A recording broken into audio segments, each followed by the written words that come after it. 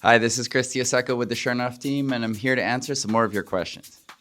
One of the most difficult deals I was involved in didn't start off hard. I represented the seller. We were selling his home, and it was very straightforward. He wanted to sell. We met. He prepared the property. It looked great. We had buyers come through. It was on the market for about a month and a half. We did open houses. Every showing he accommodated, it was going really well. We get into escrow, and everything's going really well. And then one day, he says, Chris, I know that the deal is firm, and we're just waiting to close, but I'm not selling my home. And I was unbelievably shocked. He says, I don't want to sell my home. You can't make me sell my home. And this is the end of the story. Like, he cut me off completely, which I've never had before. And I call my managing broker. He says, you should explain to him what the repercussions are, what can happen. And I've done a ton of work. I mean, I had done, hours and hours and hours of work.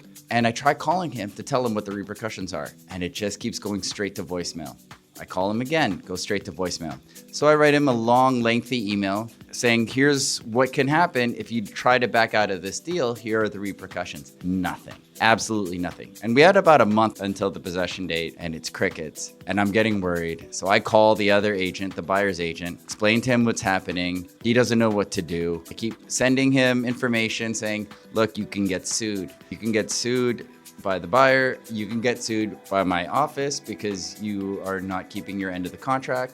And we're about 2 days before completion, and I do a drive-by of his house. I thought, might as well, let's take a look. And I drive by, and I see that there's no furniture in the living room. There's no furniture through the windows, but I'm not going into the property because I'm not authorized to anymore at that point. And the day of completion, I get a phone call, and it just says, keys are in the mailbox.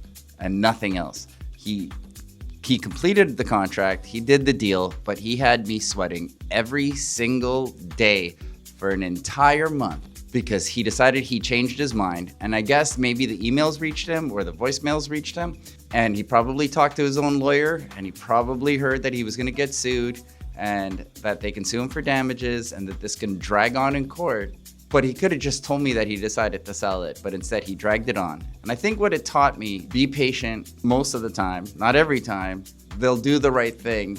They just don't want to admit that maybe they regretted selling, or that even though the stance that they took might have been the wrong stance, they just don't want to admit that they were wrong. There's a lot of pride in selling real estate, and there's a lot of indecision and anxiety, and I guess he had a lot of all of it. At the end of the day, he did complete, so I'm really happy about it, but man, did he make me sweat. So I have to learn to be patient, and I have to let things unfold as they should. And as the agent, I just have to provide the right information, the right coaching, and the right help.